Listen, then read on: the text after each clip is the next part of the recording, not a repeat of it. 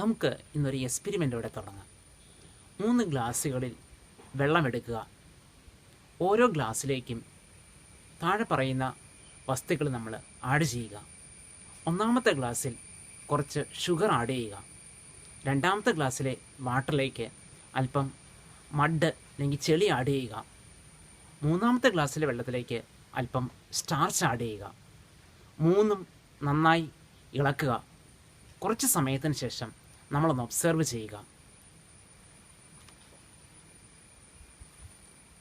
നമുക്ക് കാണാൻ സാധിക്കും, ഷുഗർ ആഡ് ചെയ്ത ആ ഗ്ലാസ്സിലെ വെള്ളം വളരെ ക്ലിയറാണ്. നമുക്ക് ഷുഗർ മോളിക്യൂള് ഇവിടെ ഇൻവിസിബിളാണ്. നമുക്ക് സ്വാഭാവികമായിട്ടും പറയാൻ പറ്റും, ഷുഗർ സൊല്യൂഷൻ എന്ന് പറയുന്നത് ഒരു ട്രൂ സൊല്യൂഷനാണ്.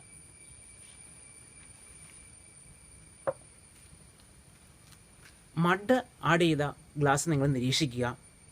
ഇവിടെ മഡ് പാർട്ടിക്കിൾസ് സാവധാനം സെറ്റിൽ ചെയ്യാൻ തുടങ്ങുന്നുണ്ട്. മുകളിലുള്ള വെള്ളം ക്ലിയർ ആകാൻ തുടങ്ങുന്നു. ഇവിടെ മഡ് പാർട്ടിക്കിൾസ് സെറ്റിൽ ചെയ്യുന്നു. അതുകൊണ്ട് ഈ സിസ്റ്റത്തെ നമ്മൾ ഒരു സസ്പെൻഷൻ എന്നാണ് പറയുന്നത്. നമുക്ക് സൂക്ഷ്മമായി നിരീക്ഷിക്കുകയാണ് എങ്കിൽ ഇവിടുത്തെ മഡ് പാർട്ടിക്കിൾസിനെ കാണാൻ സാധിക്കും.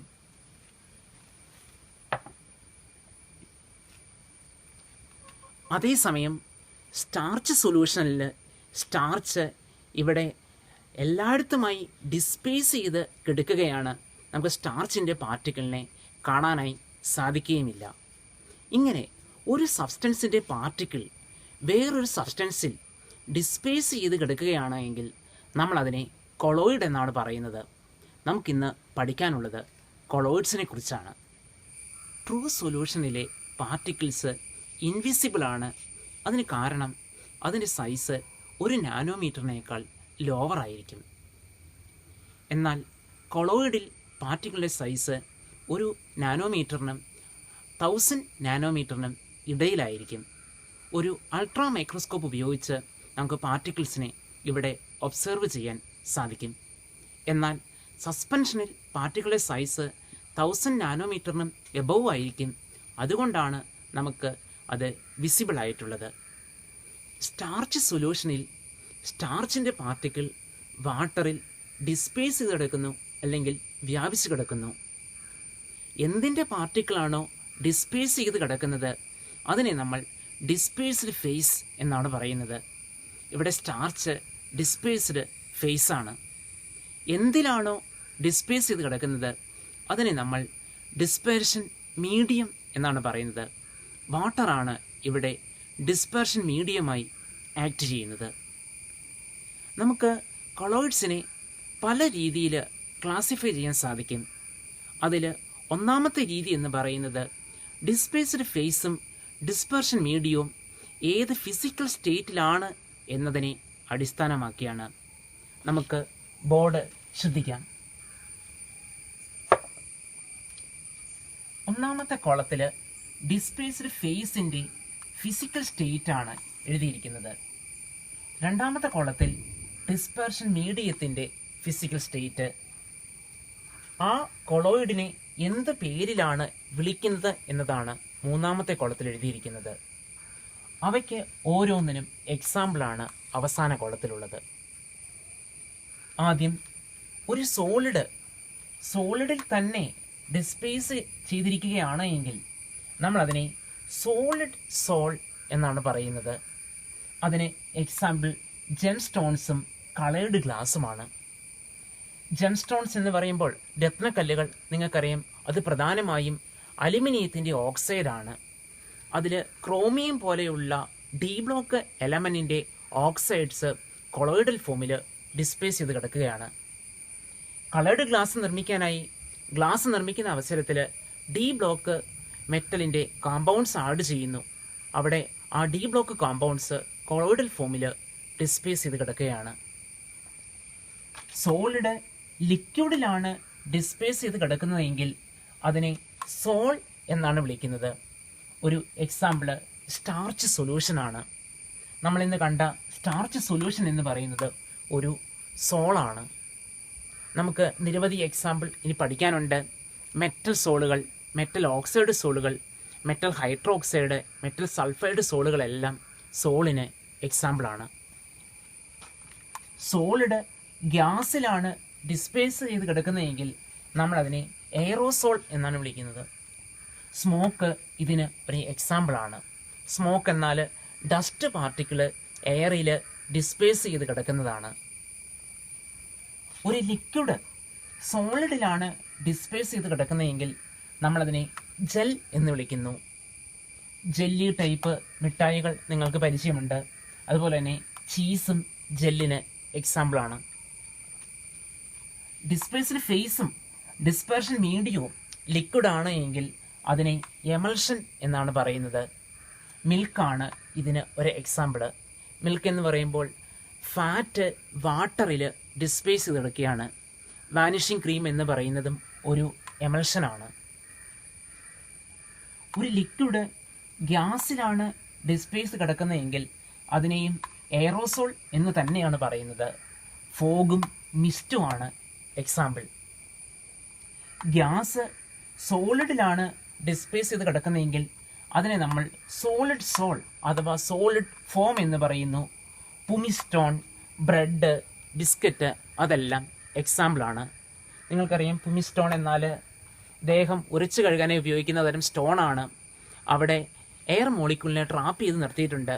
അത് കൊളോയിഡൽ ഫോമിലാണ് ഡിസ്പേസ് ചെയ്ത് കിടക്കുന്നത്.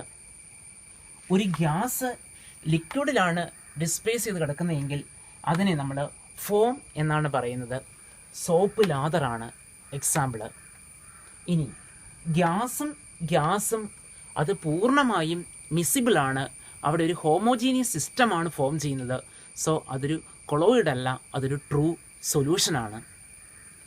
നമ്മൾ ഇപ്പോൾ പഠിച്ചതിൽ സോൾ, ജെൽ, എമൽഷൻ ഇത് മൂന്നുമാണ് നമുക്ക് പ്രധാനമായും ഈ ചാപ്റ്ററിൽ ഡിസ്കസ് ചെയ്യാനുള്ളത്. ഒന്നുകൂടി ശ്രദ്ധിക്കുക. സോൾ എന്നാൽ ഒരു സോളിഡ് ലിക്വിഡിൽ ഡിസ്പേസ് ചെയ്ത് കിടക്കുന്നതാണ്. സ്റ്റാർച്ച് സൊല്യൂഷനും metal sol, metal oxide sol, metal sulphide sol അതാണ് പ്രധാന എക്സാമ്പിൾസ്. നമ്മൾ പലപ്പോഴും കൊളോയിഡ് എന്ന വാക്കിന് പകരം സോൾ എന്ന പദം ഉപയോഗിക്കാറുണ്ട്. ഒരു ലിക്വിഡ് സോളിഡിൽ ഡിസ്പേസ് തീർക്കുകയാണെങ്കിൽ അതിനെ ജെൽ എന്ന് പറയും. ജെല്ലും നമുക്ക് ഇമ്പോർട്ടൻ്റ് ആണ്. ഡിസ്പേസ്ഡ് ഫേസും ഡിസ്പെർഷൻ മീഡിയവും ലിക്വിഡ് ആണ് എങ്കിൽ നമ്മളതിനെ എമൽഷൻ എന്നാണ് പറയുന്നത്. അത് നമുക്ക് പിന്നീട് ഡിസ്കസ് ചെയ്യാം. അടുത്ത ക്ലാസിഫിക്കേഷൻ രീതി ഡിസ്പേസ്ഡ് ഫേസും ഡിസ്പെർഷൻ മീഡിയവും തമ്മിലുള്ള അട്രാക്റ്റീവ് ഫോഴ്സിനെ ബേസ് ചെയ്താണ്. ഡിസ്പേസ്ഡ് ഫേസും ഡിസ്പെർഷൻ മീഡിയവും തമ്മിൽ സ്ട്രോങ് അട്രാക്റ്റീവ് ഫോഴ്സാണ് ഉള്ളതെങ്കിൽ അത്തരം കൊളോയിഡിനെ നമ്മൾ വിളിക്കുന്നത് ലയോഫിലിക് കൊളോയിഡ് എന്നാണ്.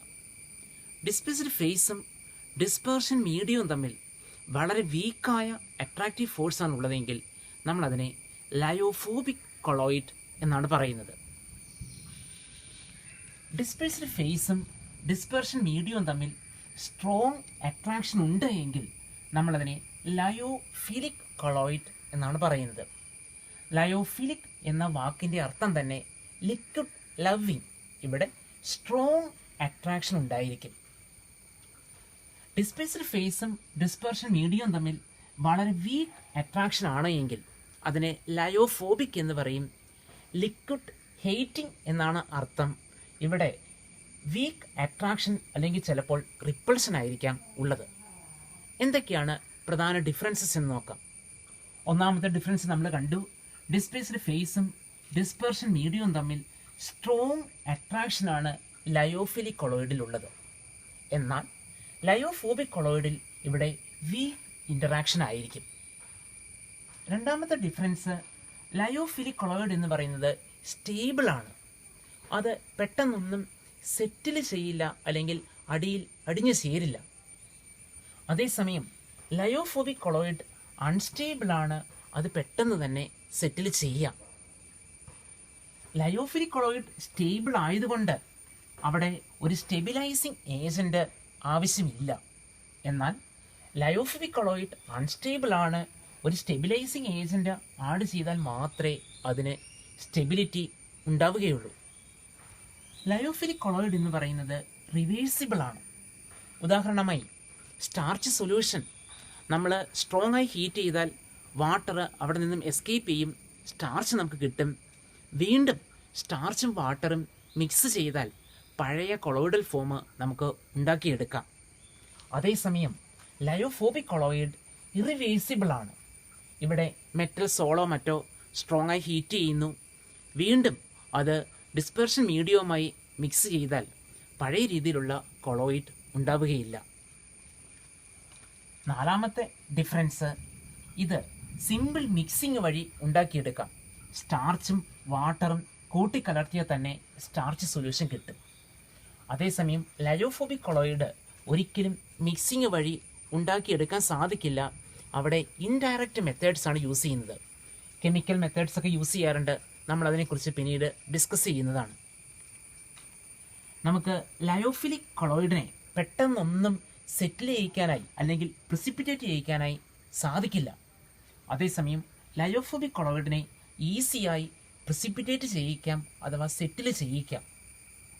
നമുക്ക് ആറാമത്തെ ഡിഫറൻസായി സം എക്സാമ്പിൾസ് നോക്കാം.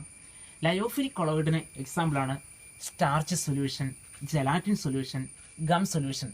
അതായത് ഇവ വാട്ടറിൽ ഡിസ്ട്രിബ്യൂട്ട് ചെയ്തിരുന്നാൽ അത് ലയോഫിലിക് കൊളോയിഡാണ്. അതേസമയം metal salts, metal sulphide salts, metal hydroxide salts അവ വാട്ടറിലാണ് എങ്കിൽ അത് ലയോഫോബിക് കൊളോയിഡ് ആയിരിക്കും. അടുത്തത് പാർട്ടിക്കിളിൻ്റെ സൈസ് അഥവാ ടൈപ്പിനെ ബേസ് ചെയ്ത് എങ്ങനെയാണ് കൊളോയിഡ്സിനെ ക്ലാസിഫൈ ചെയ്യുന്നതെന്നാണ്. പാർട്ടിക്കിളിൻ്റെ സൈസ് അഥവാ ടൈപ്പിനെ ബേസ് ചെയ്ത് കൊളോയിഡ്സിനെ നമുക്ക് മൂന്നായി ക്ലാസിഫൈ ചെയ്യാം. ബോർഡിൽ ശ്രദ്ധിക്കുക: multi molecular colloid, macro molecular colloid and associated colloid. Multi molecular colloid എന്ന് പറയുമ്പോൾ large number of simple atoms അതല്ലെങ്കിൽ മോളിക്യൂൾസ് കൂടിച്ചേർന്ന് കൊളോയിഡൽ ഫോമിലേക്ക് കൺവേർട്ട് ചെയ്യുകയാണ് ചെയ്യുന്നത്. ഇവയുടെ സൈസ് മിക്കവാറും 1 നാനോമീറ്റർ റേഞ്ചിലായിരിക്കും. സൈസ് 1 നാനോമീറ്റർ റേഞ്ചിലായിരിക്കും. മെറ്റൽ സോളുകൾ, മെറ്റൽ ഹൈഡ്രോക്സൈഡ് സോളുകൾ, മെറ്റൽ സൾഫൈഡ് സോളുകളെല്ലാം മൾട്ടി മോളിക്കുലാർ കൊളോയിഡിന് എക്സാമ്പിളാണ്. നമുക്ക് എക്സാമ്പിളായി ഗോൾഡ് സോള്, സൾഫർ സോള് എന്നിവ പരിഗണിക്കാം. അടുത്തതായി മാക്രോ മോളിക്കുലാർ കൊളോയിഡ്.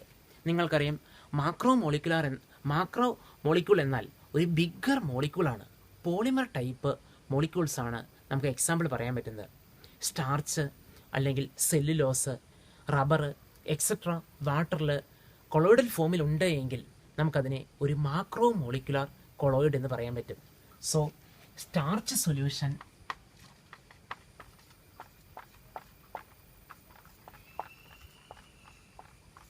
സെല്ലുലോസോൾ എന്നിവ മാക്രോ മോളിക്കുലാർ കൊളോയിഡിന് എക്സാമ്പിളാണ്. അടുത്തത് അസോസിയേറ്റഡ് കൊളോയിഡ്. ഇവ വളരെ കുറഞ്ഞ കോൺസെൻട്രേഷൻ ആണെങ്കിൽ ഒരു ട്രൂ ഇലക്ട്രോലൈറ്റ് പോലെ പെരുമാറും. പക്ഷേ ഉയർന്ന കോൺസെൻട്രേഷനിൽ ഇത് കൊളോയിഡ് പോലെ പെരുമാറുകയാണ് ചെയ്യുന്നത്. എക്സാമ്പിൾ സോപ്പും ഡിറ്റർജൻറ്റുമാണ്.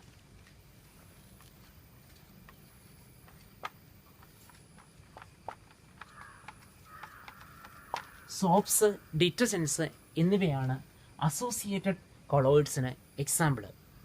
ഇവിടെ കൊളോയിഡൽ ഫോമിലേക്ക് കൺവേർട്ട് ചെയ്യണമെങ്കിൽ ഒരു പ്രത്യേക കോൺസെൻട്രേഷനിലും മുകളിലായിരിക്കണം. അങ്ങനെയുള്ള കോൺസെൻട്രേഷനിൽ ഇത് ഒരു പ്രത്യേക രീതിയിൽ അഗ്രിഗേറ്റ് ചെയ്യും. അങ്ങനെ ഉണ്ടാകുന്ന ആ അഗ്രിഗേറ്റ്സിനെ മിസലേസ് എന്നാണ് വിളിക്കുന്നത്.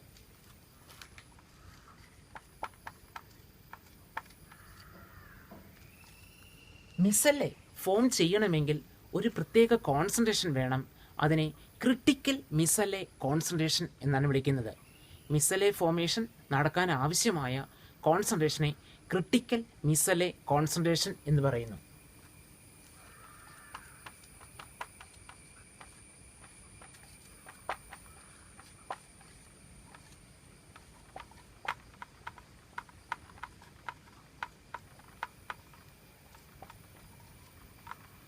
അതുപോലെ ഒരു പ്രത്യേക ടെമ്പറേച്ചറിൽ എബവ് മാത്രമേ ഇങ്ങനെയുള്ള കൊളോയിഡ് ഫോം ചെയ്യുള്ളൂ. അതിനാവശ്യമായ ടെമ്പറേച്ചറിനെ ക്രാഫ്റ്റ് ടെമ്പറേച്ചർ എന്നാണ് പറയുന്നത്.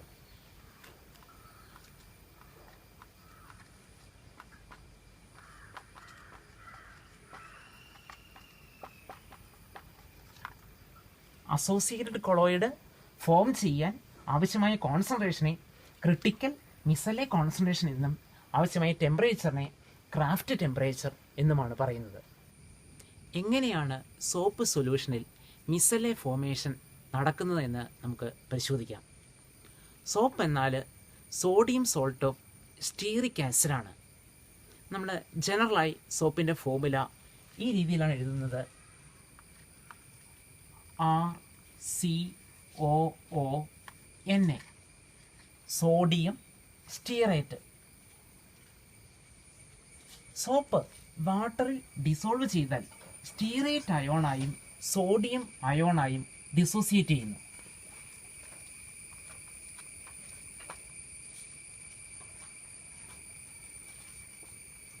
ഇവിടെ സ്റ്റീറേറ്റ് അയോണിന് 2 എൻഡുണ്ട്. COO നെഗറ്റീവ് അയോൺ എന്ന് പറയുന്നത് വാട്ടറിനെ ഇഷ്ടപ്പെടുന്ന ഹൈഡ്രോഫിലിക് അല്ലെങ്കിൽ വാട്ടർ ലവിങ് എൻഡാണ്. അതേസമയം R എന്ന് പറയുന്നത് ഒരു ഹെവിയർ ഹൈഡ്രോ കാർബൺ ഗ്രൂപ്പാണ്. അത് വാട്ടറിനെ ഇഷ്ടപ്പെടുന്നില്ല, വാട്ടർ റിപ്പല്ലിംഗ് അല്ലെങ്കിൽ വാട്ടർ ഹെയ്റ്റിംഗ് ഗ്രൂപ്പാണ്. സോപ്പ് വാട്ടറിൽ ഡിസോൾവ് ചെയ്യുന്നു. ക്രിട്ടിക്കൽ മിസലെ കോൺസെൻട്രേഷൻ്റെ അപ്പുറത്തെത്തിയാൽ ഈ സ്റ്റീറേറ്റ് മോളിക്യൂൾ ഒരു പ്രത്യേക രീതിയിൽ അഗ്രിഗേറ്റ് ചെയ്യും. നമുക്കത് എങ്ങനെയാണ് എന്ന് പരിശോധിക്കാം. RCOO നെഗറ്റീവ് അയോൺസ് പ്രത്യേക രീതിയിൽ അഗ്രിഗേറ്റ് ചെയ്യുന്നു. അവിടെ എല്ലായ്പ്പോഴും നെഗറ്റീവ് എൻഡ് വെളിയിലേക്കും അതേസമയം R എൻഡ് ഉള്ളിലേക്കുമായി സ്പെറിക്കൽ രീതിയിൽ കമ്പൈൻ ചെയ്യുകയാണ് ചെയ്യുന്നത്. ഇതിനെയാണ് മിസലെ ഫോമേഷൻ എന്ന് പറയുന്നത്. ഈ മിസലെ ഫോമേഷൻ തന്നെയാണ് സോപ്പിൻ്റെ ക്ലെൻസിങ് ആക്ഷന് പിന്നിലെ പ്രിൻസിപ്പിൾ. ഡേർട്ടി ക്ലോത്ത് സോപ്പ് സൊല്യൂഷനിൽ ഡിപ്പ് ചെയ്യുമ്പോൾ സോപ്പിലെ നോൺ പോളാർ എൻഡ് ഓയിൽ ഡ്രോപ്ലെറ്റിലും അഥവാ അഴുക്കിലും പോളാർ എൻഡ് നമ്മൾ യൂസ് ചെയ്യുന്ന വാട്ടറിലും ഡിസോൾവ് ചെയ്യുന്നു. അങ്ങനെ ഡേർട്ടിനെയും വാട്ടറിനെയും ഇത് മിസലെ ഫോമേഷൻ വഴി കണക്ട് ചെയ്യുകയാണ് ചെയ്യുന്നത്. അങ്ങനെ ഒരു എമൽഷൻ ഫോം ചെയ്ത് ക്ലോത്തിൽ നിന്നും ഓയിലിനെ അഥവാ ഡേർട്ടിനെ സോപ്പ് റിമൂവ് ചെയ്യുന്നു.